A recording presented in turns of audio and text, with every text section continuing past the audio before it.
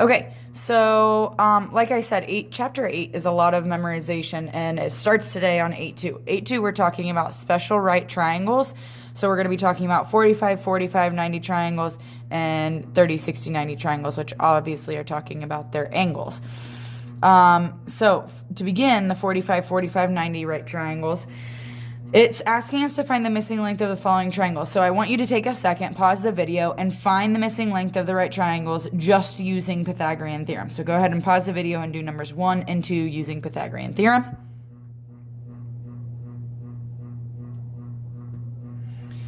Okay, so hopefully you were able to find 5 radical 2 for this first one. And I do want you to put this in simplest radical form. We've been talking about this and stressing this a lot. So what we did is we had 5 squared plus 5 squared equals x squared. That's 50 equals x squared.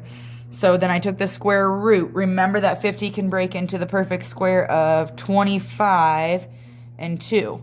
So 25, the square root of 25 was 5, and then I can't take the square root of 2, so that's where that came from. And I want this in simplest radical form because you'll see in a little bit the rule follows the correct way when we have it in simplest radical form.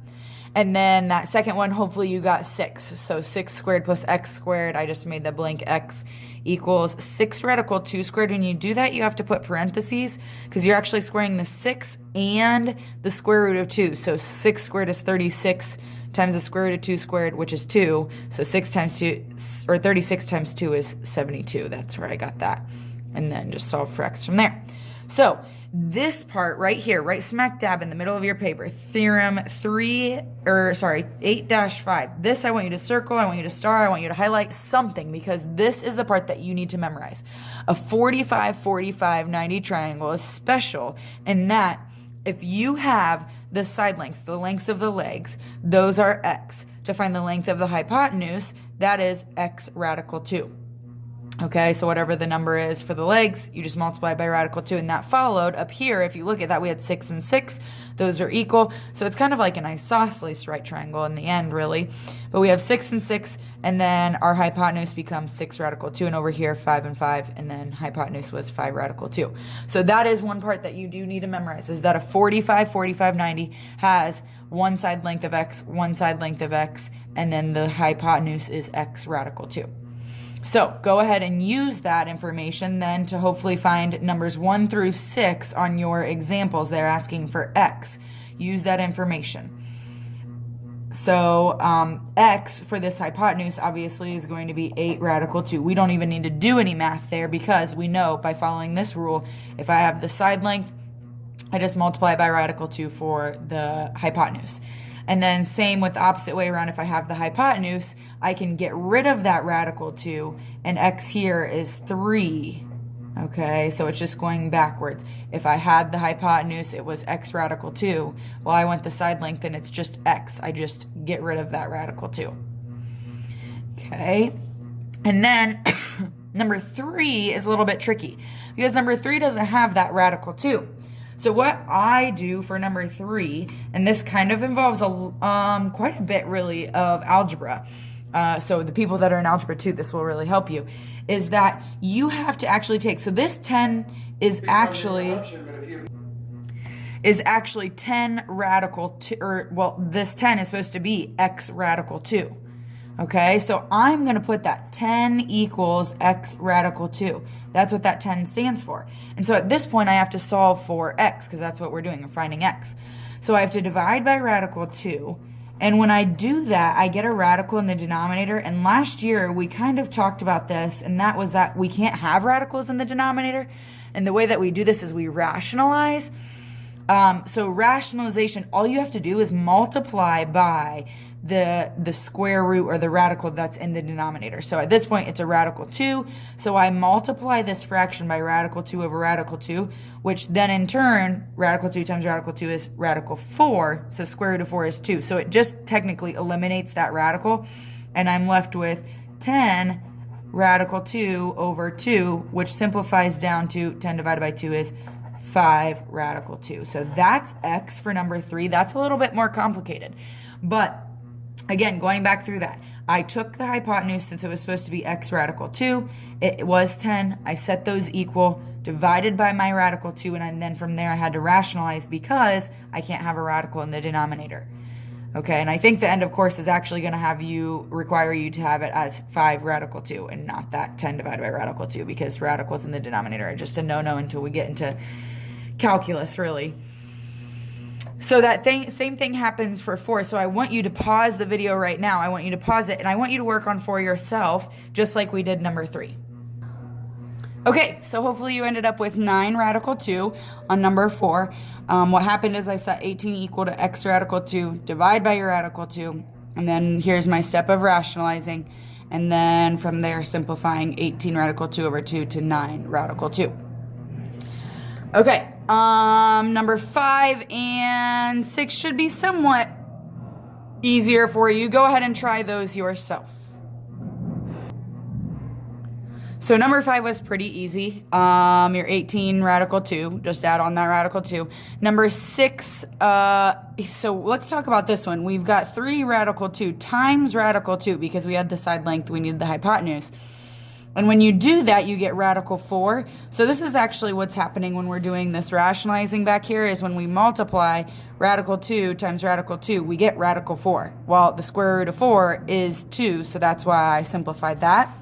So over here, that same thing kind of works out, is that we have 3 radical 4, 3 square root of 4. Well, that's 3 times the square root of 4 is 2, and 3 times 2 is 6. So that's what you end up with for number 6.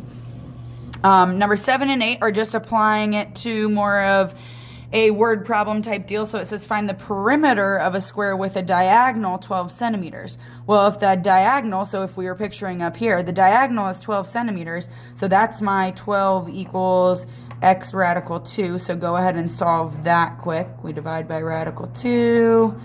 And I'm going to rationalize all in that same step. And we get 12 radical 2 over 2. So that simplifies to 6 radical 2. So this is actually, since that was my diagonal, this is actually my side length. If this is my side length and I want the perimeter of a square, there's 4 sides, they're all equal, I can actually multiply this times 4.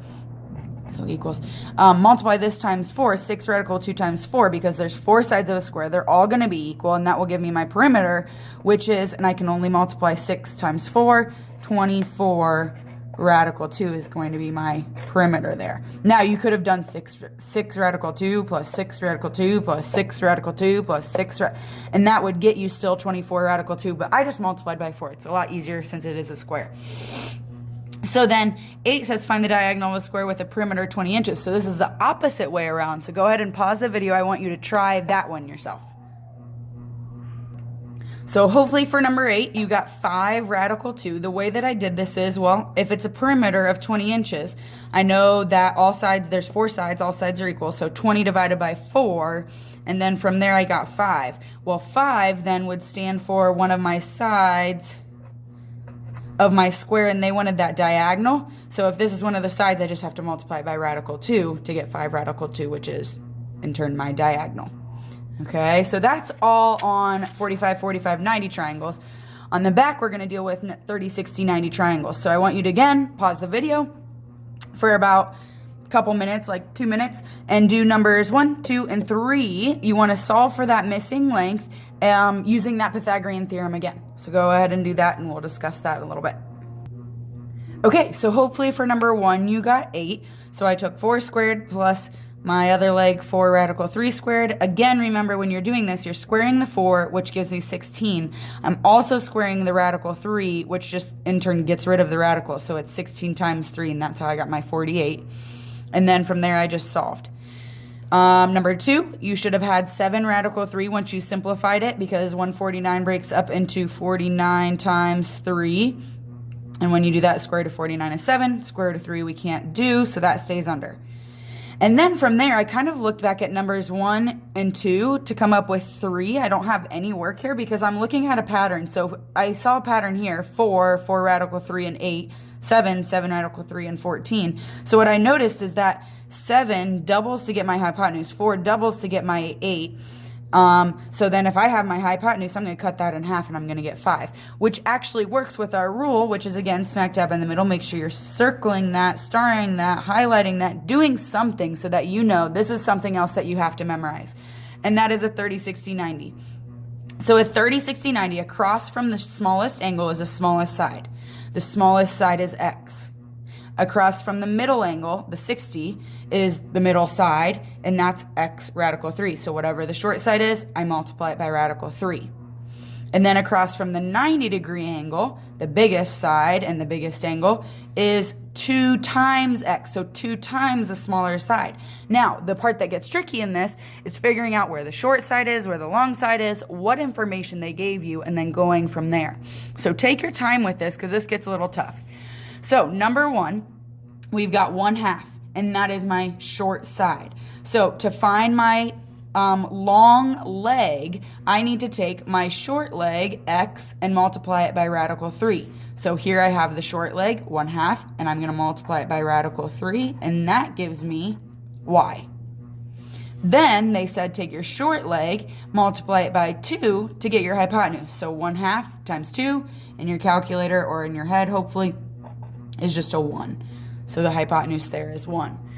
So that one was pretty easy. You go ahead, pause the video, you work on number 2 and 3. See that you can get those and then check in on this and then we'll go from there. Okay, so hopefully it didn't take you long to figure out number 2 and 3. Sorry. Number 2, we have the short side again. So I just multiply it by 2 to get my hypotenuse. And then I multiplied it by radical 3 to get my long leg. And then number 3, they kind of went backwards a little bit. They gave me my hypotenuse, so this might have been a little bit tricky. So if they give me my hypotenuse, that's 2 times x. Well, to get back to my short side, this x, I've got to divide it by 2. So that's why for x, I got 5.5. And then once I have my short side, my goal really is to get the short side every time because at that point, I just have to take that, multiply it by 2, or take that, multiply it by radical 3, and it gets me my other sides. So 5.5 radical 3 is what I got for y. Now, now that you've tried that, go ahead and try 4, 5, and 6 and pause this video until we all have 4, 5, and 6 done. I want to see that done first, and if you're really struggling, that's fine. Start the video back up. I'll explain 4, 5, and 6 for you. Okay, so number 4 was pretty easy. We just took that 9 radical 3 as our rule says. If we have the long side, take away the radical 3 to get the short side. So it's just 9 here, and then double that to get my hypotenuse, and that's where the 18 came from. Number 5 was a little bit confusing. Number 5, I was given 12 as the side for x radical 3. So I had to do that same idea that we did on the front where I took x radical 3 equals 12, divide by my radical 3, and I rationalized all at the same time. So I got 12 radical 3 over 3, and then once I simplified that, 12 over 3 is 4 radical 3. So that's how I knew that x over here was 4 radical 3. Double that. When you double that, you're only multiplying it by 2. So multiply the 4 by 2, and that's why I got 8 radical 3. The last one, number 6, was pretty easy also. They gave me the hypotenuse, which in our rule was 2x. So I have to divide that by 2 to get y, which was 10. And then it's really small in there, but 10 radical 3 is what I got for x, 10 radical 3.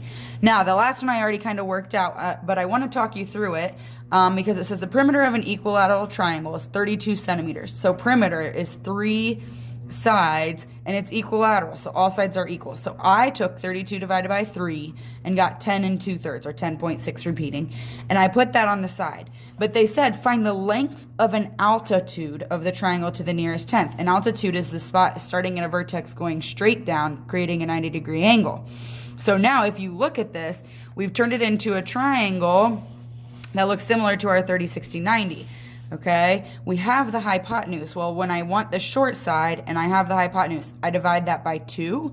So I took 10 2/3 divided by 2 and got 5 1/3. Once you have that short side, makes life so much easier because the short side times radical 3 gives me my altitude that I'm looking for. So that's why I have my final answer as 5 1/3 radical 3, or you could put 5.3 radical 3, which is kind of ugly, but it is what it is, and that's how it works out. Okay, so that is it Your homework, I believe, is in your book, so make sure you're getting to work on that. If you have questions, I will be here during IEA. I will get back in time for that. So if you have questions, you are more than welcome to come to my room, 310. I am in my room during IE to ask me questions.